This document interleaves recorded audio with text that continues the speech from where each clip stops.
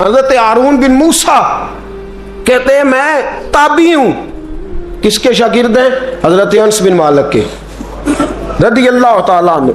हुजूर के गुलाम के जिन्होंने दिल पर जानी डिठा ओ अखियां ही तक लिया। गुलाम के गुलाम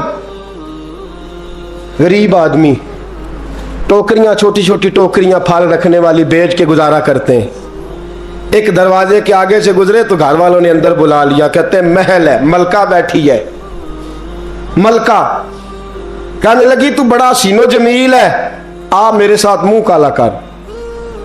कहते नजर झोंक गई। कहने लगे तूने मेरा सिर्फ हुस्न देखा है, मेरे दिल में जो मेरे नबी का इश्क है वो नहीं देखा।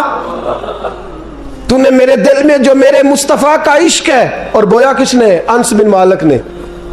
अनस बिन तैबा से मंगाई जाती है, सीनों में रचाई जाती है। तौहीद की मैं प्यालों से नहीं नजरों से पिलाई जाती है। मैंने अनस बिन मालिक से फैज लिया मोहब्बत का। कहने लगी जितने पैसे तू कहेगा, इतने पैसे।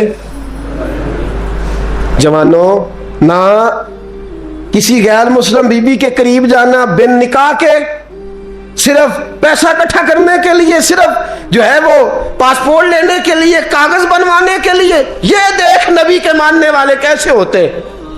का ना तूने देखा नहीं हम कौन है? पाक रसूल के मानने वाले, पाक नबी का पाक कुरान पढ़ते हैं, पाक दीन है हमारा। जहन भी पाक, नजर भी पाक, अकीदा भी पाक, नजरिया भी पाक। अल्लाह ने हमारे सीने भी पाक रखे हुए हैं। खबरदार। उसने कहा अगर तू बात नहीं मानेगा तो सजा दूंगी। कहने लगे दे ले। उसने कहा अच्छा तू तब भी ना बाज आया तो बादशाह से कहूंगी इसने मेरी इज्जत पे हाथ डाला है। कहने लगे मैंने बाथरूम जाना है। छत पे चढ़े, सबसे ऊपर वाली। एक रवायत तो यह है कि बाथरूम ऊपर था, पखाना किया तो वजूद पे मल लिया, पखाना किया तो वजूद पे, और फिर छत से छलांग लगा दी। कहते हैं यूं जमीन पे आया कि जैसे मां गोद में उठा के बेटा जमीन पे नहीं रख देती। कहते हैं जल्दी से नलके के करीब गया, अपना वजूद धोया, आंख खोली तो सामने खूबसूरत चेहरा, नौरानी आंखें, खुशबू ही खुशबू। मैंने कहा आप कौन है? तो कहने लगे मैं याकूब का बेटा यूसुफ हूं, हजरत यूसुफ अलैहिस्सलाम हूं। पता है तुझे जमीन पे किसने रखा है? कहा नहीं। कहने लगे तू पाक जवानी वाला है, तू पाकीज़ा नजर वाला है, तू पाक सोच वाला है। हजरत जिब्रील पहले वही लेके आते थे, आज एक बार फिर जमीन पे आए हैं, पर पे बिठा के तुझे जमीन पे छोड़ गए हैं, पर पे बिठा के जमीन पे छोड़ गए हैं। और कहा आजा सीने से लग जा, तूने वो काम उम्मती होके किया है जो मैंने नबी होके किया था। आजा सीने से लग जा। सीने से लग गए। कहते ऐसी खुशबू आने लगी जो किसी के पास से नहीं आया करती थी। जिधर जाते लोग कहते ये तो खुशबुओं वाला बाबा है, खुशबुओं वाला बाबा। लोग कहते वो इंतकाल कर गए तो उनकी कब्र की मिट्टी से भी खुशबू आया करती थी। तिरमिजी की हदीस है। किफल बनी इसराइल का एक आदमी, मेरे रसूल पाक सल्लल्लाहु अलैहि वसल्लम फरमाते हैं बड़े ऐब करता, इस बीबी से चक्कर, उस बीबी से चक्कर, इस बीबी से राबता, उससे राबता, बुराइयां इतनी कि हद हो गई। ये नफसानियत गालब है उसके ऊपर। एक औरत आई, कहने लगी किफल बच्चे भूखे हैं, तू अमीर आदमी है, 60 दिनार चाहिए। कहने लगा तेरा रंग गोरा है, पहले मुंह काला कर। उसने कहा गरीब हूं, बच्चों ने मजबूर कर दिया है, तेरी मेरे। कहने लगा नहीं पहले मेरे साथ मुंह काला करेगी। कहा अच्छा मैं रात को आऊंगी। औरत रात को आई। किफल ने हाथ आगे बढ़ाया तो बीबी कांपने लगी। कहने लगा कोई नहीं देख रहा, कोई नहीं देख रहा, कोई नहीं। बीबी कहने लगी जरा अंदर की आंखें खोल, अल्लाह तो देख रहा है। अंदर की खोल ना, अल्लाह तो देख रहा है, तू कैसे कहता है कोई नहीं देख रहा? बस दिल पे चोट आई, कांपा। 60 दिनार दिए, बीबी को वापस भेज दिया। आंखों में आंसू आए। कहने लगे या अल्लाह मौत दे दे। इंतकाल कर गया। मेरे रसूल पाक के लफ्ज है तिरमिजी में, फरमाया सवेरे दरवाजे पे लिखा था कद गफर अल्लाहु लिल किफल, लोगों गवाह हो जाओ अल्लाह ने किफल की बख्शिश फरमा दी है, अल्लाह ने माफ। अगर वो इतने ऐबों के बाद बाज आ गया तो माफ कर दिया। आ मेरे दोस्त हम भी बाज आ जाए। आ जब जुमे की नमाज में सर सजदे में रखे तो कह या अल्लाह उम्मत की सारी बेटियां मेरी बहनें हैं, या अल्लाह सारी बहनें मेरी बहनें हैं। ऐ अल्लाह मैं जिसको देखूंगा बहन की नजर से देखूंगा, जिसको देखूंगा बेटी की नहीं। और याद रखें रसूल पाक सल्लल्लाहु अलैहि वसल्लम ने फरमाया जिसको नमाज में मजा नहीं आता, जिक्र में मजा नहीं आता, वो नजर पाक कर ले। अगर नजर पाक हो गई तो इबादत में दिल लगने लग जाएगा। हदीस है, दिल लगेगा। और लित्तय्यबीना लित्तय्यबात, अगर तू पाक रहेगा तो तेरा घर भी पाक रहेगा, अगर तू पाक है तो तेरा बिस्तर भी। कुरान का फैसला है, मैं नहीं कहा। लिल खबीसीन लिल खबीसात, अगर तू गंदा है तो मत उम्मीद रखना कि तेरे घर में पाकीज़गी रहेगी। जैसी करनी वैसी भरनी पर बात आइंदा जुमे करूंगा, लेकिन ये इतनी सी बात याद रखे। फरमाया कुरान ने कि पाक मर्दों के लिए पाक औरतें होती हैं और खबीस मर्दों के लिए। ये कुरान कह रहा है, मैं नहीं कह रहा, कोई कौल नकल नहीं कर रहा। गंदे मर्द और उनके लिए और पाक मर्द। इखलाक की बात नहीं की, इखलाक बुरे हो सकते हैं औरत के, कोई कुछ भी हो सकता है, लेकिन अगर तू जिंदगी पाक गुजारेगा तो तेरे घर में आने वाली बीबी इस हवाले से वो भी बेहया नहीं होगी, उसका भी किसी मर्द से चक्कर है। तो अगर तू पाक औरत और अपने बच्चों को पाक मां देना चाहता है तो पाक हो जा, ये कुरान ने कहा है। मुल्ला रूमी कहते हैं एक शख्स था, बड़ा नेक आदमी, सुनार का काम करता था, बड़ा नेक और बड़ा लोगों का, गरीबों का ख्याल रखने वाला। छोटा सा बच्चा उसने उठाया, बेचारा लावारस था, घर लाया, पाला। उसकी बीवी ने मां बन के बच्चे को पाला, जवान हो गया। वो सुनार कहता है जिंदगी भर नजर खराब नहीं हुई, पता नहीं क्या जुर्म हुआ, बुढ़ापे में औरत के हाथ में चूड़ी डालने लगा तो उसकी नर्मो नाजो खूबसूरत कलाई ने मुझे मायल किया, शावत के साथ हाथ रखा, बस हाथ रखा, घर गया तो बीवी दरवाजे पे खड़ी है। मैंने कहा क्या हुआ, दरवाजे पे खड़ी है? कहने लगी सच बता, तूने आज कोई गुनाह किया है? सच बता, तूने कोई जुर्म किया है? मैंने कहा क्या हुआ? कहने लगी वो बच्चा जिसे मैंने मां बन के पाला है, आज उसने गंदी नजर से मेरा हाथ पकड़ लिया था। मैंने तो उसे कहा कि तू मेरा बेटा है तो मेरा हाथ, तूने क्या जुर्म किया है? वो चक सजदे में गिर गया, कहने लगा अल्लाह मेरी बच्चियों की हिफाजत कर ले, अल्लाह आज के बाद ये जुर्म नहीं करता, मेरी बीवी की हिफाजत फरमा, मेरे घर को संभाल, आज के बाद नहीं करता। अभी दुआ करके उठा नहीं कि वो नौकर गुलाम, वो ले पालक बच्चा पीछे खड़ा हो गया। कहने लगा आका मुझे पता नहीं चला कैसे जुर्म हो गया, मैंने अपनी माँ से भी माफ़ी मांग ली है, खुदा से भी मांग ली है, आपसे भी मांगता हूँ। उसके मुंह से माफ़ी के जुमले निकले, धड़ाम से ज़मीन पे गिरा, उसकी रूह परवाज कर। अगर तू चाहता है तेरा घर बच जाए तो मेरे दोस्त अपनी नज़र को बचा। नज़र शैतान के तीरों में से एक तीर है। जवानों, अगर कभी मैसेज करने हुए किसी को तो मेरे मुस्तफ़ा करीम सल्लल्लाहु ताला अलैहि वसल्लम के दीन का पैगाम मैसेज करो।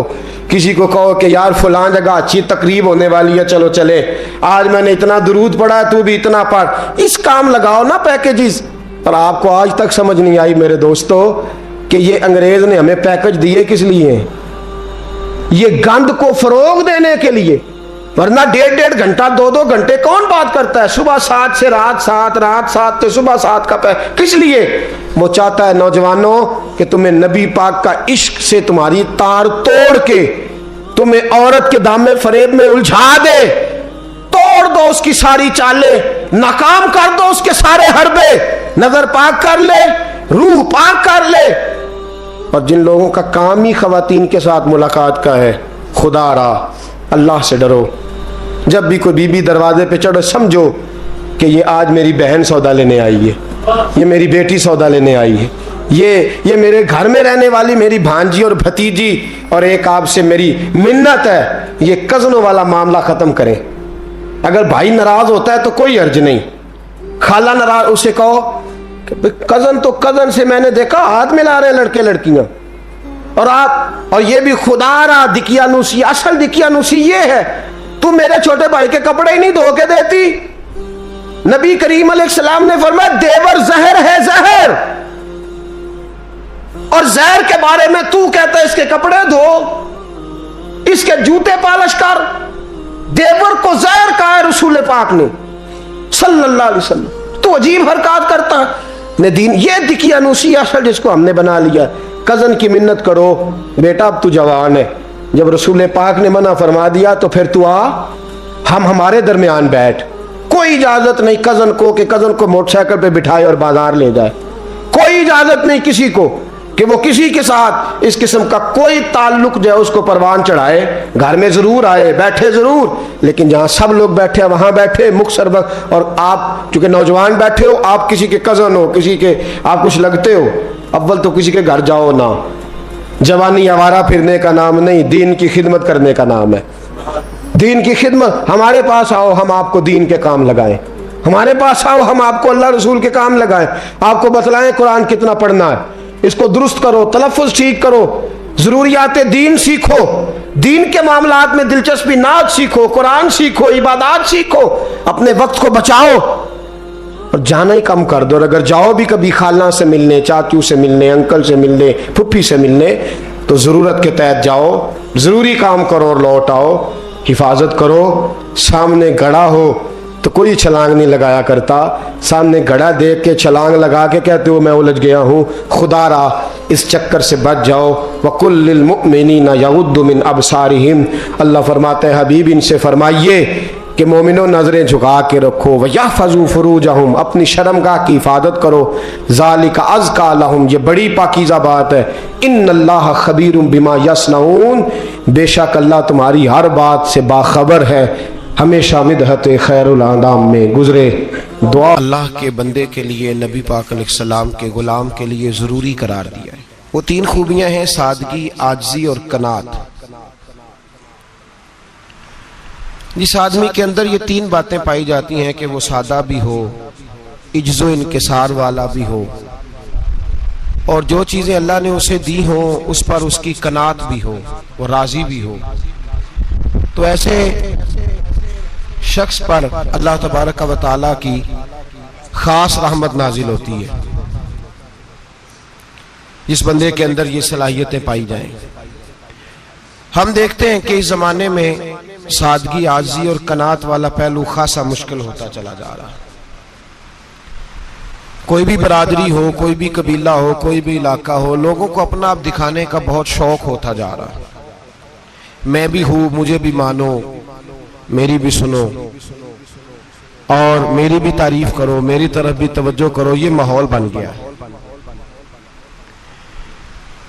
अगर आप सादगी वाले नहीं होंगे तो फिर आपने कुछ चीजें उधार की ओढ़ी होंगी जो असल ने, सादगी जो होती है वो असल होती है, असल रूप होता है आदमी का। अगर आपके अंदर सादगी नहीं होगी तो फिर आपने कुछ चीजें ऐसी अपने ऊपर लागू कर रखी होंगी जो आपका असल नहीं। तो जब आदमी असल से हटता है तो बेसुकून होता है। अल्लाह तबारक व तआला ने मुंह में दांत बनाए हैं तो ये असल है।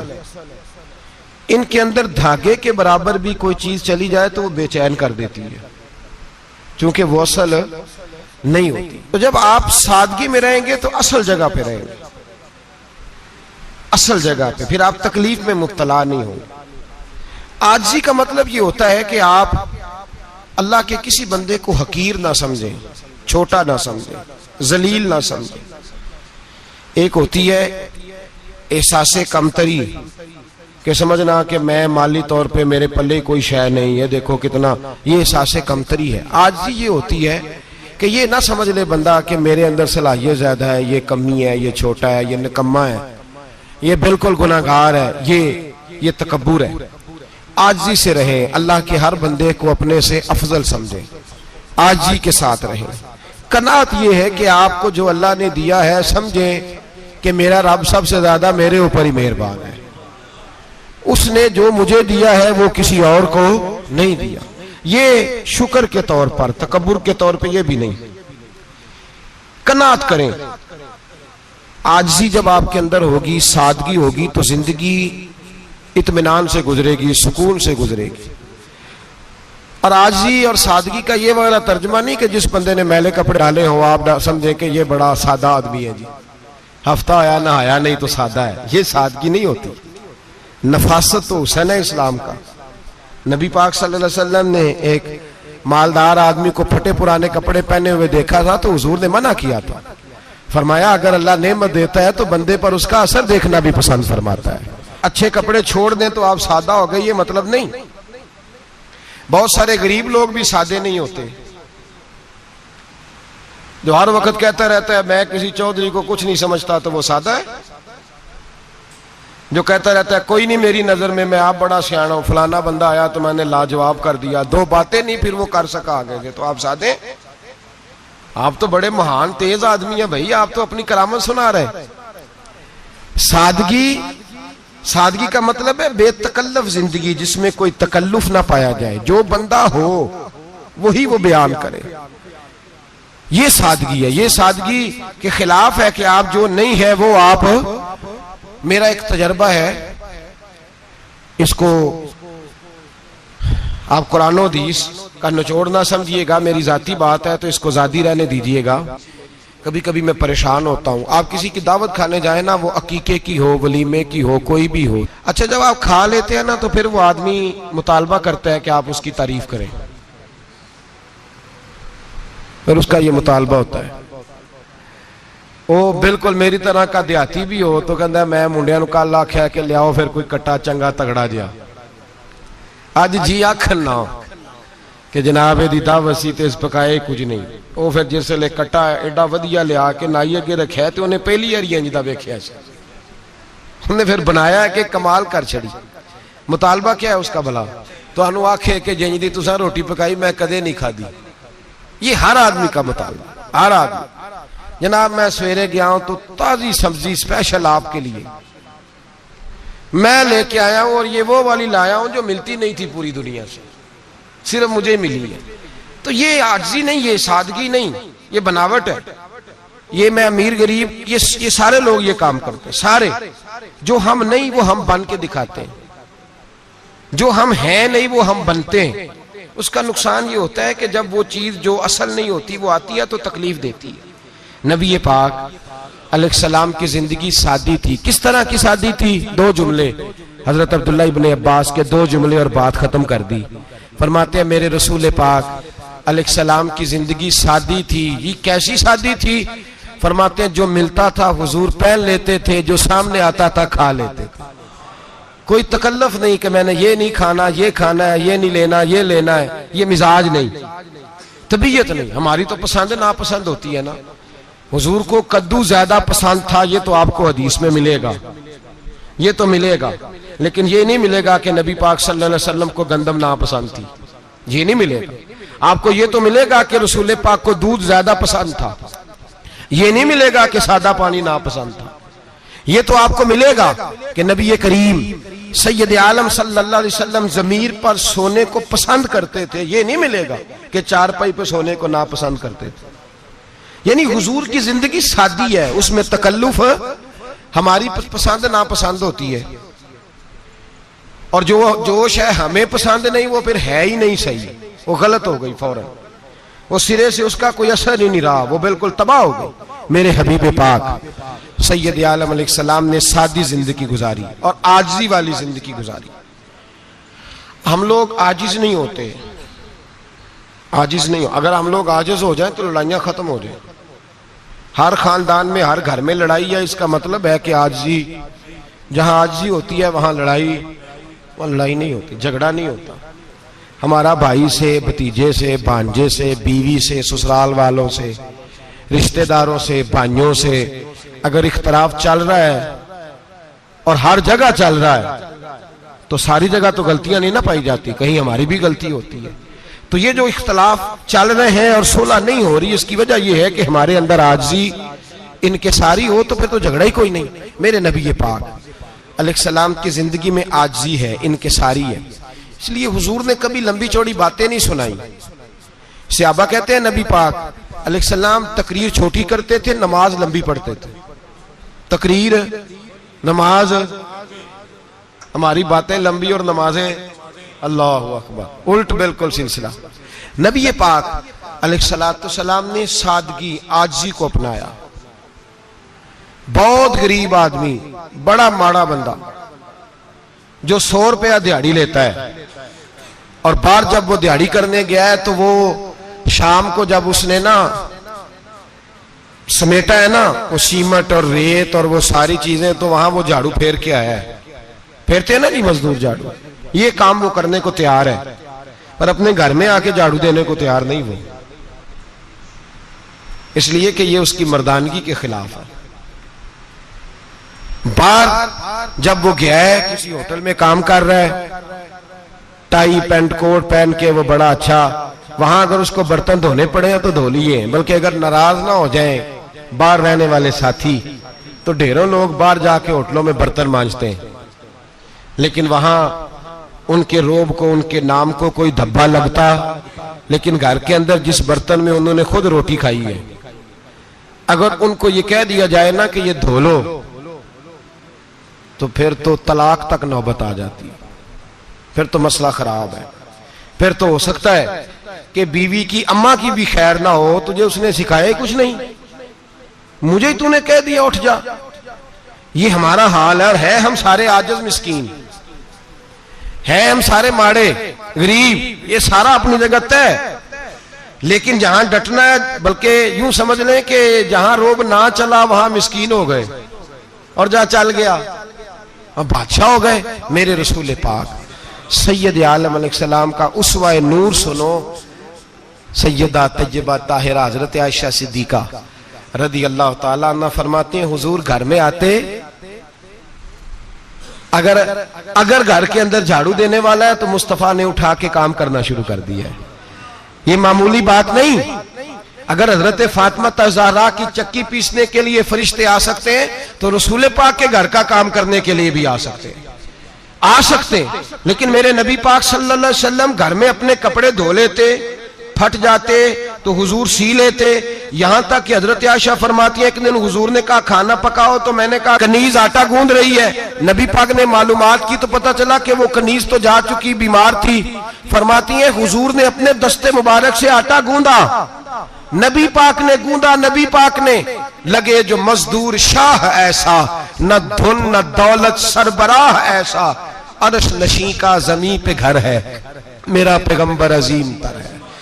नबी पाक ने आटा गूंदा, और आटा गूंद के फरमाया आयशा आओ रोटी पका दो, मैंने आटा गूंद दिया है।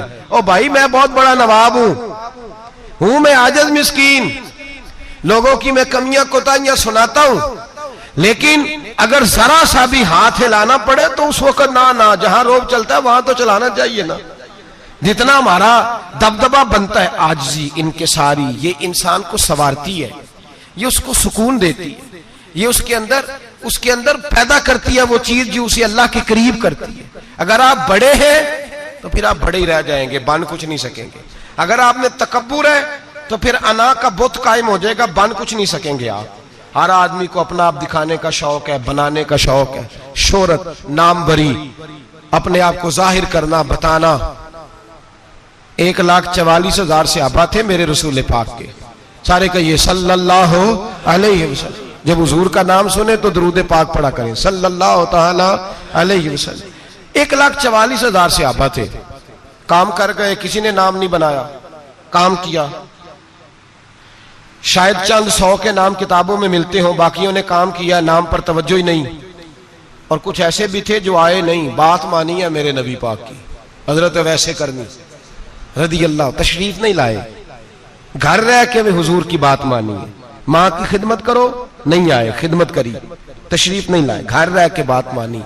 दर्जा क्या दिया मेरे रसूल पाक अलैहिस्सलाम ने? ड्यूटी लगाई मौला अली शेर खुदा की, हजरत उमर फारूक रदी अल्लाह ताला, फरमाया मेरा जुब्बा ले जाना, और मेरे अवैस से मिलना और उसे कहना मेरी उम्मत की बख्शिश की दुआ मांगे।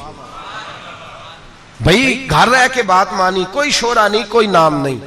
इमाम अब्दुल वहाब शोरानी कहते हैं करन के लोग उन्हें रोड़े मारते थे और उनसे पूछते थे तेरा नाम क्या है, तो जनाब वैसे करनी फरमाते थे अगर तो कयामत में बख्शा गया तो नाम बता दूंगा, और अगर वहीं अड़ गया तो नाम से क्या रह जाएगा, यहां तो लिखा रह जाएगा। और फिर दुआ मांगी, इमाम शोरानी ने लिखा है दुआ मांगी हजरत अवैस करनी ने, ए अल्लाह मैंने जिंदगी छुप के गुजारी है, मुझे जाहिर ना करना। मैं सिरापा मखजन राज था और रहा था मुद्दतों राज में, ये तो तेरा शौक के दीद कशा कशा मुझे खींच लाया मजाज में। ए अल्लाह मैंने पर्दे में वक्त गुजारा है, अल्लाह मस्तुरना बिसुतरी कल जमील। ए अल्लाह बस मुझे पर्दों में रखना, पर्दों में उठ बुलिया चल उथे बसिए, जिथे बस देनी सारे ही अन्ने, ना कोई साडी जात पछाणे ना कोई सानू मन्ने। ए अल्लाह मुझे पर्दा दे, शोहरत नहीं चाहिए, मेरा नाम ना हो, कोई जाने कोई पहचाने ना, बस मैं तेरा हूं तो छुप के तेरे पास आ जाओ। इमाम फरमाते अल्लाह 70,000 फरिश्ते कयामत के दिन हजरत अवैसे करनी की शक्ल के पैदा करेगा और उन फरिश्तों के अंदर छुपा के जनाब अवैस को अपनी और अपने महबूब की बारगाह तक ले जाएगा, चूंकि वो छुपे रहे, जरूरत नहीं। मैं सिरापा मखजन राज था, मैं तो रहा था मुद्दतों राज में, ये तो तेरा शौक के दीद कशा कशा मुझे खींच लाया मजाज में, शौक नहीं, मुझे भी पूछ लो, मेरा भी नाम ले लो।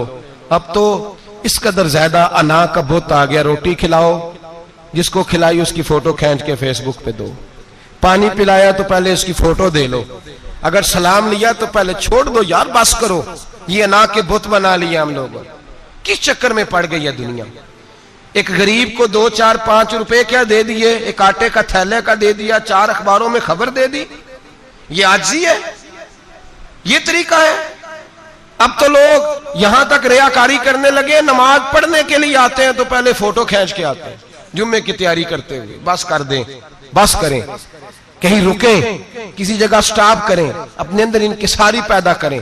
जो खत्म हो गया वो बच गया, जो अपने आप को बनाता रहा वो कभी बन ना सका, बचा वही जो रब की बारगाह में मिट गया। हमारी तो उम्र गुजर गई है अपने आप को तामीर करते, सारी जिंदगी गुजर गई। मेरा भी नाम लो, 30 साल में रह के आया हूं जी सऊदी अरब के फलाने महल्ले में, किसी से मेरा नाम पूछोगे तो पहुंच जाओगे। क्या होते थे आप वहां, क्या नाम पूछे, वहां तो बादशाहों के नाम अब कोई नहीं लेता, मिट गए, जो आए थे चले गए। गखड़ आना तो चौक से किसी से भी पूछ लेना, मैं भी होता हूं, क्या होते हो।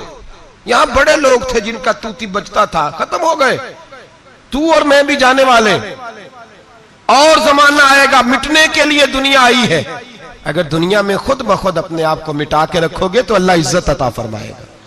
हम तो इतना खड़े हुए हैं कि बहनों से, भाइयों से, ससुराल से, रिश्तेदारों से कट गए हैं, बिल्कुल, इसलिए कि बुत नहीं टूट रहा अंदर का। मेरे नबी पाक सैयद आलम अलैहिस्सलाम के गुलाम बड़ा कुछ थे, पर उनकी जुबानों पे कभी कुछ होने का जिक्र नहीं आया। बड़ा कुछ थे वो, बड़ा कुछ थे। हजरत अबू बकर सिद्दीक रदी अल्लाह, बड़ा कुछ थे ना, क्या बात थी। मेरे मुस्तफा करीम सैयद आलम सल्लल्लाहु अलैहि वसल्लम ने फरमाया अबू बकर मेरा वो खलील है कि दुनिया में भी मेरा सज्जन है, कयामत में भी मेरा दोस्त होगा, दुनिया और आखिरत में वही अबू बकर है। महल्ले में 7 गरीब बच्चियां रहती हैं, वो कहती हैं हमारी बकरियां, बाप फौत हो गया, बकरियों का दूध धो दो, तो अबू बकर सिद्दीक बकरियों का दूध धोने चले जाते हैं, उनके घर का काम काज करके आते हैं। सैयदना उमर फारूक, मेरे नबी पाक अलैहिस्सलाम ने फरमाया फरिश्ते 950 साल मेरे उम्र की शान बयान करें तो खत्म नहीं हो सकती। इतना बड़ा शख्स उमर फारूक, इतना बड़ा आदमी। एक दिन ऐलान किया उमर फारूक ने, लोगों मस्जिद में आओ, बात करनी है, अमीरुल मोमिनीन का पैगाम है, सारे मस्जिद में आ जाए। खचाखच मस्जिद नबी सहाबा से भर गई, और ऐसा जब ऐलान होता था तो सहाबा दौड़ के आते थे, शायद को जंग है, शायद किसी ने हमला कर दिया है, शायद कोई नई बात है, दौड़े आए लोग, मस्जिद नबी खचाखच भर गई।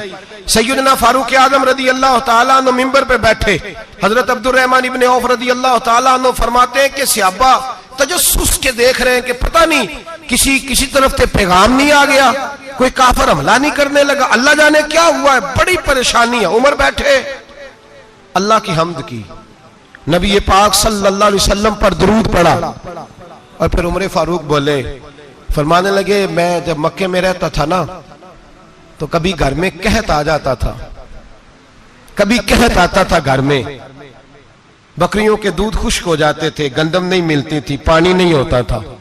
तो फरमाया मेरी अम्मा मुझे खाला के घर भेज देती थी। कबीला बनु मखजूम, उस कबीले में मेरी खाला की शादी हुई थी तो वो मालदार लोग थे, उनके पास ज्यादा बकरियां, ज्यादा ऊंट, ज्यादा गायें, ज्यादा खेत थे। हजरत उमर फारूक फरमाने लगे, मैं उनके घर जाता तो मेरे खालू समझ जाते कि उमर को इसलिए भेजा गया है कि कहत आ गया है। फरमाते हैं वो मुझे सवेरे बकरियां चराने ले जाते, शाम तक मैं उनकी बकरियां चराता।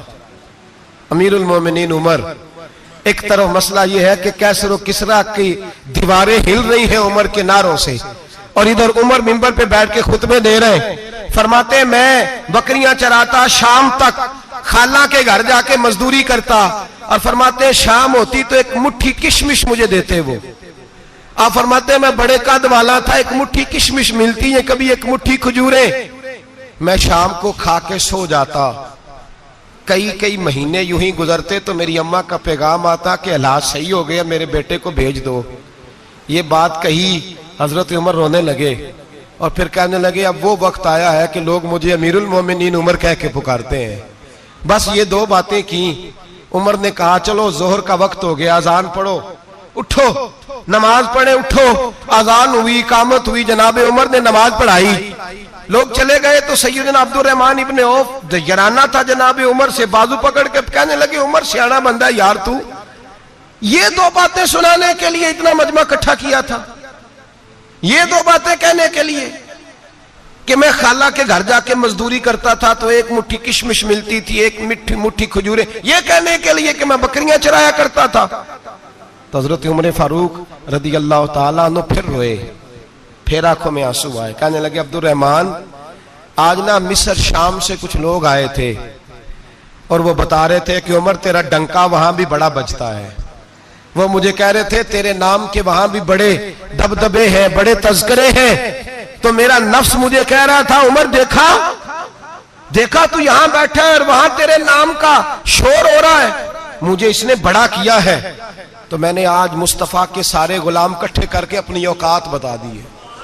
मैंने अपनी औकात बताई है कि मैं कुछ नहीं, कोई शय नहीं, कोई चीज ही नहीं, असी किसी दे कुछ नहीं जे लगदे, ना कोई साडा दर्दी। मैंने बताया है कि मैं तो किसी के बकरियां चरा के एक मुट्ठी किशमिश लेके गुजारा किया करता था। गुजारा मुझे मेरे कुछ साथी ना ले गए गुजरांवाला सर्दियों के मौसम में, मुझे कहने लगे स्वेटर पसंद कर लें अपनी मर्जी का।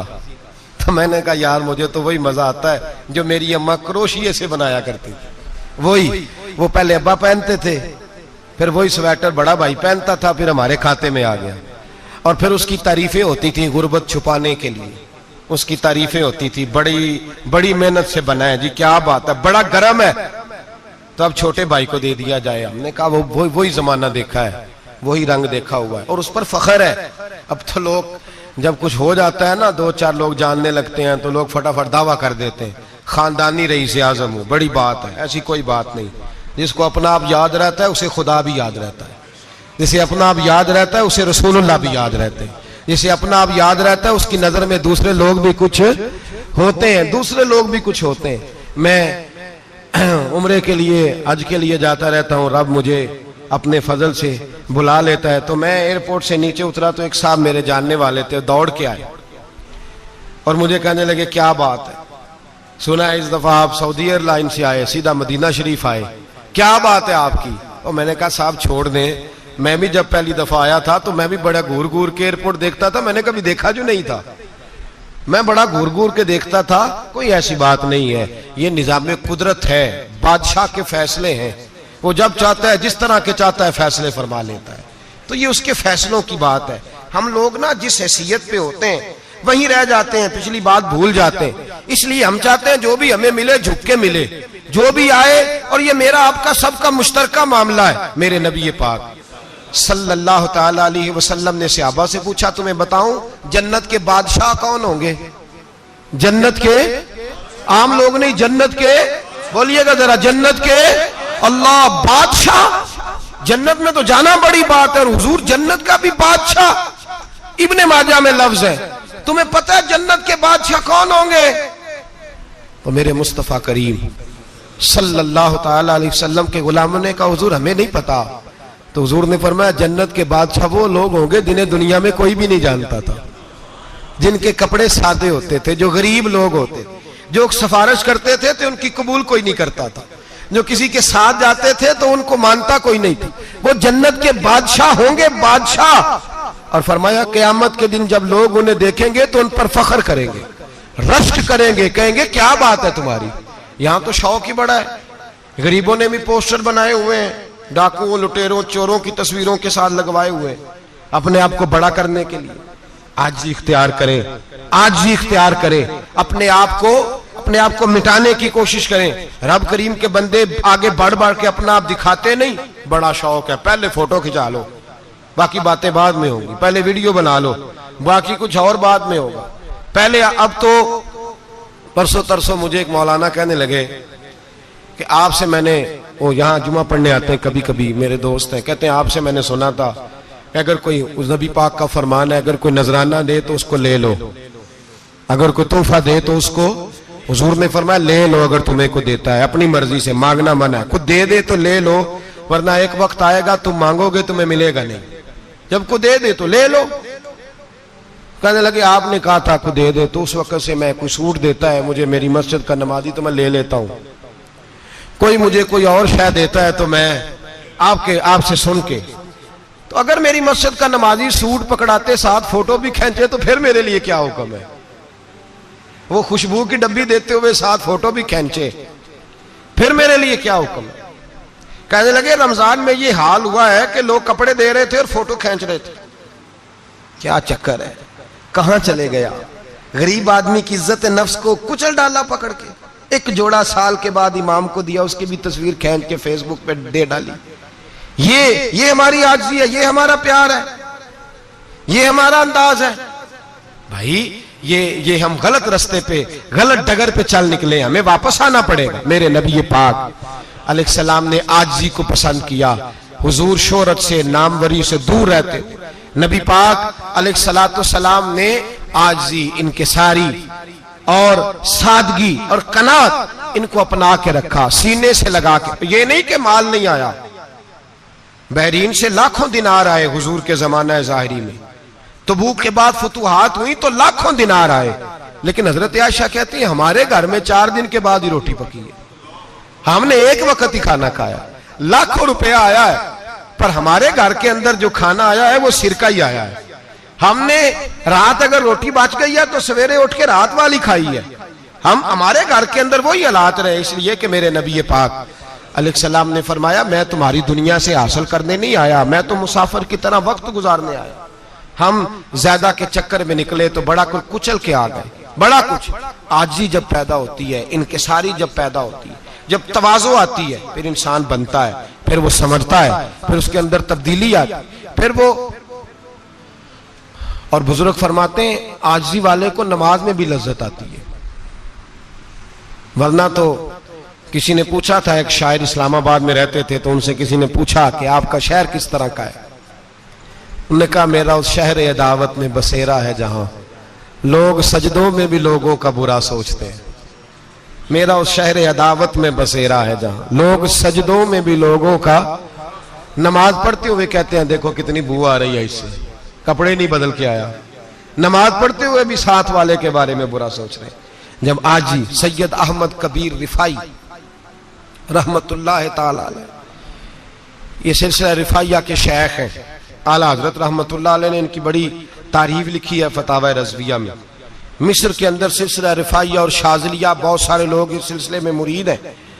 सैयद अहमद कबीर रिफाई इतने बड़े सूफी थे कि मेरे मुस्तफ़ा करीम सल्लल्लाहु अलैहि वसल्लम के रोजे पर हाजिरी देने गए।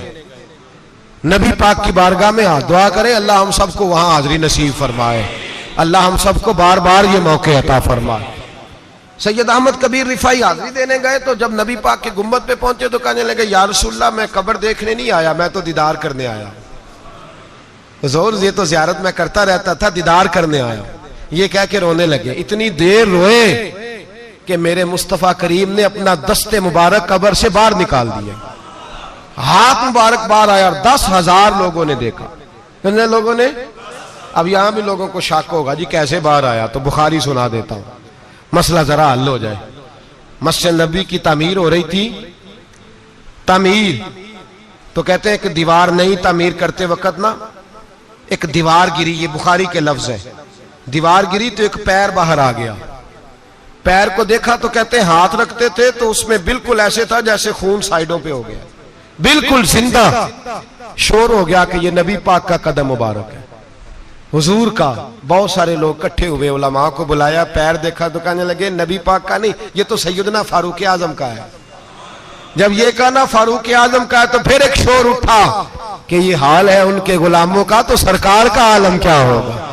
ये हाल है उनके गुलामों का तो फिर सरकार का आलम। ये बुखारी है। तो जिंदा है वल्लाह, तो जिंदा है वल्लाह, मेरी चश्मे आलम से छुप जाने वाला। सैयद अहमद कबीर रिफाई इतने बड़े, नबी पाक सल्लल्लाहु अलैहि वसल्लम ने दस्ते मुबारक बाहर निकाला, 10,000 लोगों ने देखा। किसी ने हजरत सैयद अहमद कबीर रिफाई से पूछा कि बाबा इतना बड़ा दर्जा, इतना बड़ा मकाम कैसे मिला? तो बाबा जी कहने लगे जिंदगी में कभी किसी को हकीर नहीं समझा, किसी को कभी हकीर, कभी किसी को अपने से कमतर नहीं समझा। तो अल्लाह ने देखे ना, अगर आप नहीं समझेंगे तो उसके लिए भी आपको उन्वान मिल जाएंगे, और अगर समझना है अपने आप को बड़ा तो उसके लिए भी मौके मिल जाते हैं। हजरत शफीक बल्खी बहुत बड़े सूफी बुजुर्ग हुए, पर नौजवान थे, जवानी में ही अल्लाह ने बड़ा मर्तबा दिया। हजरत अब्दुल्ला बिन मुबारक बूढ़े थे, दोनों एक महफिल में इकट्ठे हुए। अब बगदाद सारा मानने वाला था और दोनों का मानने वाला था। आखिर में दुआ बुजुर्ग कराया करते थे महफिल के इख्तिताम पर। हजरत शफीक बल्खी जनाब अब्दुल्ला बिन मुबारक से कहने लगे आप दुआ करें, आप दुआ करें, आप बुजुर्ग हैं। अब जिसने जो मानना है उसे उसके लिए उन्वान भी मिल जाएगा। हजरत सैयदना अब्दुल्ला बिन मुबारक कहने लगे बेटे तू दुआ कर, तेरी उम्र थोड़ी है, तेरे गुनाह भी थोड़े हैं, तेरी उम्र थोड़ी है, तेरे गुनाह भी थोड़े हैं। तो सैयदना शफीक बल्खी कहने लगे नहीं हुजूर आप दुआ करें, आपकी उम्र ज्यादा है तो नेकियां भी तो ज्यादा ही है ना, नमाजें भी तो आपकी ज्यादा है ना, रोजे भी तो ज्यादा, रमजान भी तो आपकी उम्र में ज्यादा है ना, आज भी तो आपने ज्यादा। अगर आपने किसी को अपने से बड़ा समझना है तो उन्वान आपको मिल जाए, छोटा समझना है तो उसके लिए भी उन्वान आपको। बात तो ये है कि आप क्या करना, अगर आप किसी को हकीर समझना चाहते हैं तो बात खत्म हो गई। सैयद अहमद कबीर रिफाई फरमाते हैं जिंदगी भर कभी किसी को हकीर नहीं समझा। अल्लाह की सारी मखलूक की क्या बात है। अल्लाह कुरान में कहता है इन्नल्लाह ला यस्तही अन यदरिब मसलन मा बऊदतन फमा फौकहा। अल्लाह शर्म नहीं करता कि एक मच्छर की मिसाल बयान करे या उससे भी कमतर।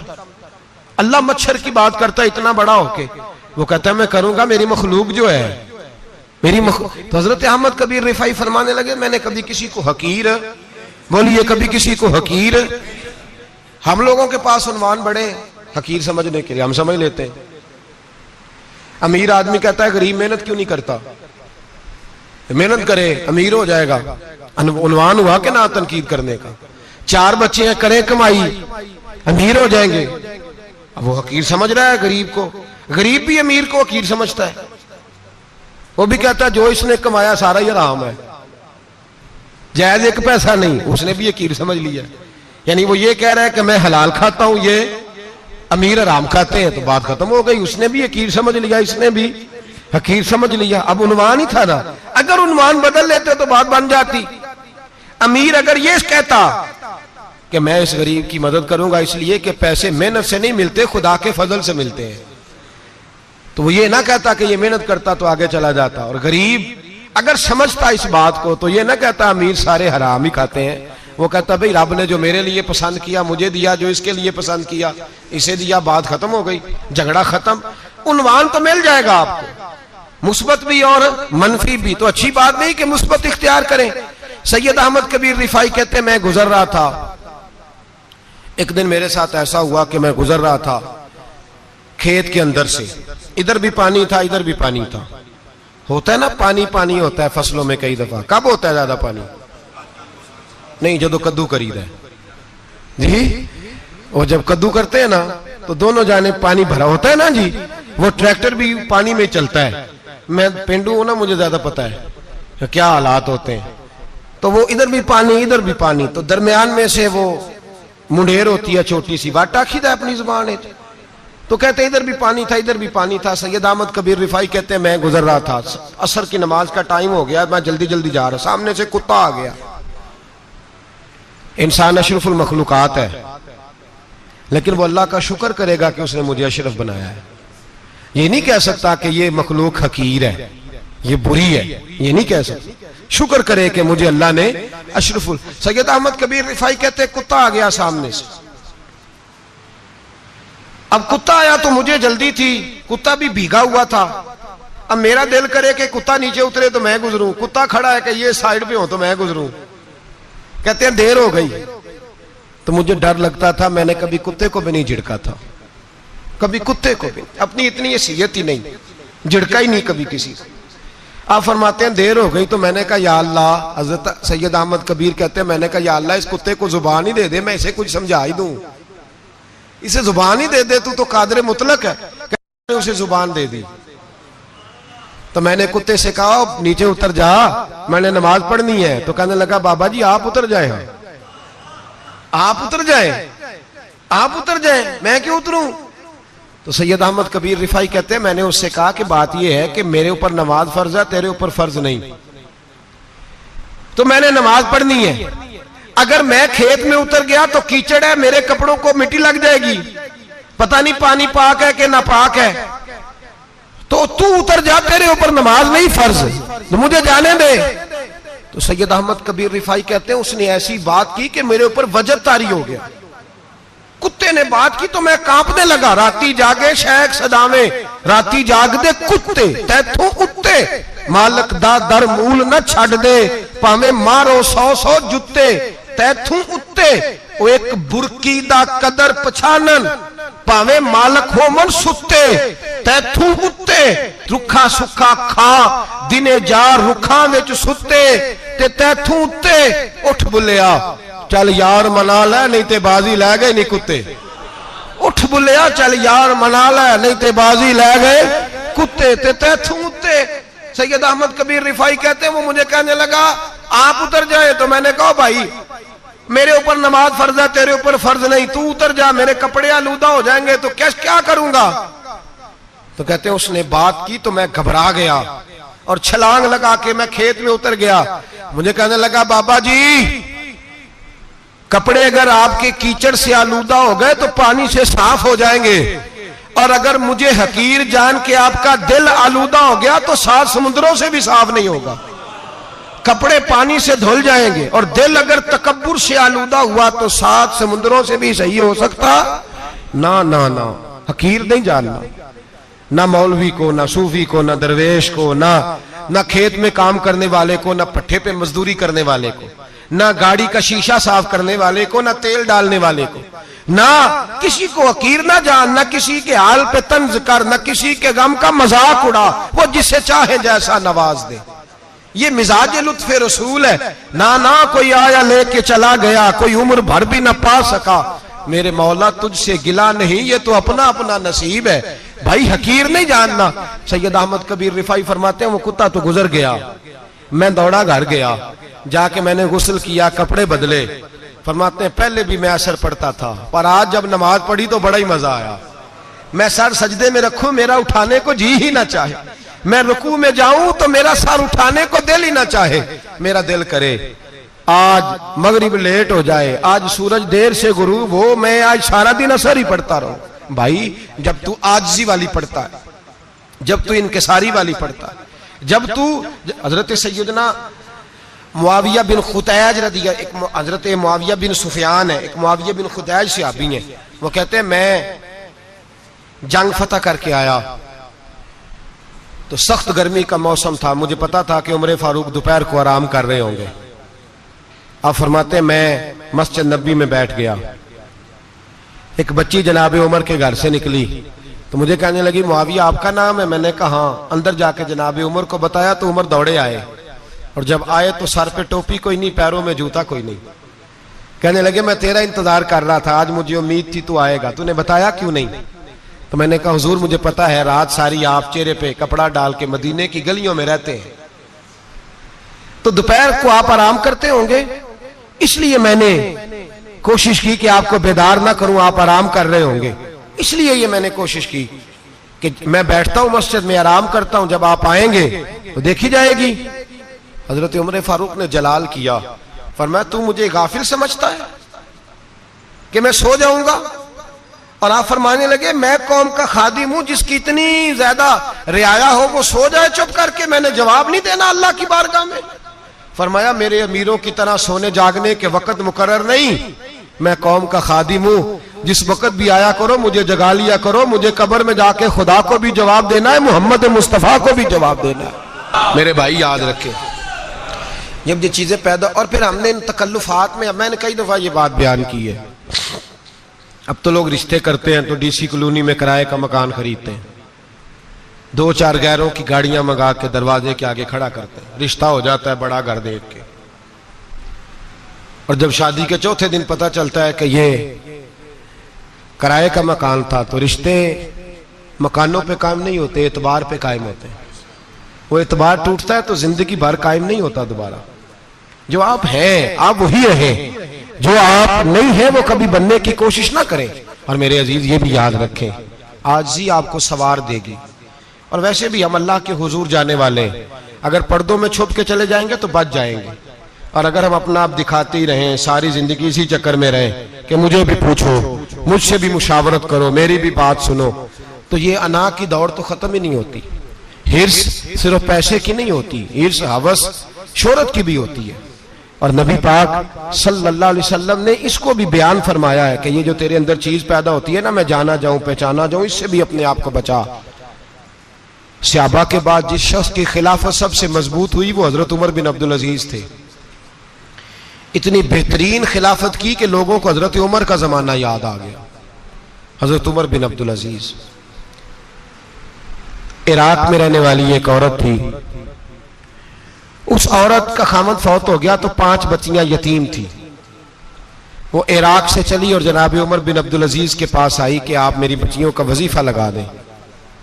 वो कहती है जब मैं पहुंची ना, यहां तो अब तो इस्तकबाल, आना जाना बड़े मामलात हैं, अब तो बच्ची की बारात आए और 5, 7, 10, 20 लोग दरवाजे पे खड़े ना हो तो बारात नाराज हो जाती है, कहते हमारा इस्तकबाल ही किसी ने नहीं किया।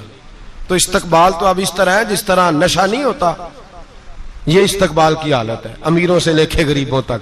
मुझे पूछा ही नहीं किसी ने, कुर्सी नहीं दी, आगे नहीं बिठाया, ये वाला मामला है। और मैं मेरी तरह के लोग, नेक लोगों की बात नहीं करता। अब तो हम देखते हैं फुला मौलाना का इस्तकबाल हो रहा है, फुला के लिए लोग खड़े हो रहे हैं, नारे लग रहे हैं।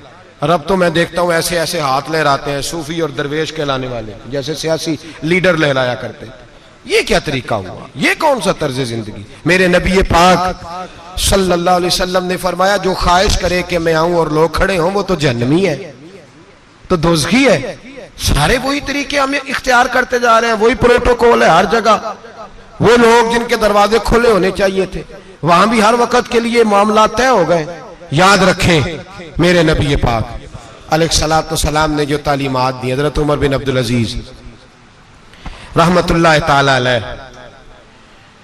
औरत कहती है मैं पहुंच गई, मैंने लोगों से पूछा घर कहां है, तो कहा वो जहां बोरी लटक रही है ना बाहर, टाट का पर्दा लगा हुआ है, वो हजरत उमर बिन अब्दुल अजीज का घर है। कहती है मैं दरवाजे पे दस्तक दी, एक औरत ने दरवाजा खोला तो मुझे बीबी जान के अंदर बुलाया। तो उनके घर के अंदर जब मैं दाखिल हुई तो बड़ा सारा सेन था, एक तानिम कुआं लगा था, एक तरफ एक बड़ा दरख्त था और एक छोटा सा बनाई हुई थी जगह बर्तन धोने के लिए। और बीबी ना बर्तनों को मिट्टी लगा के साबुन लगा के बैठी हुई थी, काम कर रही थी वो औरत। मुझे उसने दरख्त के नीचे बिठाया, पानी पिलाया। कैसे आई हो? मैंने कहा अमीरुल मोमिनीन से मिलना है। कहने लगी बैठो थोड़ी देर में आ जाते। कहती थोड़ी, मैंने समझा घर की कोई मुलाजमा है, मैं बैठ गई। थोड़ी देर गुजरी, फिर दस्तक हुई, उस बीबी ने उठ के दरवाजा खोला। तो जब वो शख्स अंदर आए तो कहने लगी बड़ी देर से बर्तनों को साबुन लगा के बैठी हूं, कहां रह गए थे? कहती हैं वो साहब कहने लगे बस जरा मसरूफ हो गया था, दौड़े गए, कुएं से पानी निकाला, बीबी को दिया, उसने बर्तन धोए। कहती है फिर थोड़ा सा सिरका और एक रात की रोटी वो लाई, उस शख्स ने खाई। मैंने कहा कि ये दोनों घर के मुलाजम हैं, मियां बीवी काम करते हैं। जब वो खाना खा चुके तो वो औरत मेरे पास आई, कहने लगी उठ के मिल लो अमीरुल मोमिनीन से। मैंने कहा कौन अमीरुल मोमिनीन? तो कहने लगी कब से तो आए हैं, ये जिसने कुएं से पानी निकाला यही मुसलमानों का अमीर है, और ये जिसने दरख्त के नीचे बैठ के सिरके से रोटी खाई है यही है। ये फरिश्तों की दास्तान नहीं, ये वो लोग हैं। मैं रात को भी कह रहा था एक जगह पे कि ये लोग जो है ना, जिनका आप रोज शिकवा करते हैं हुकूमतें बड़ी खराब हैं, ये कोई नहीं खराब, बिल्कुल खराब नहीं। जितने सियासी लीडर हैं सारे सही हैं।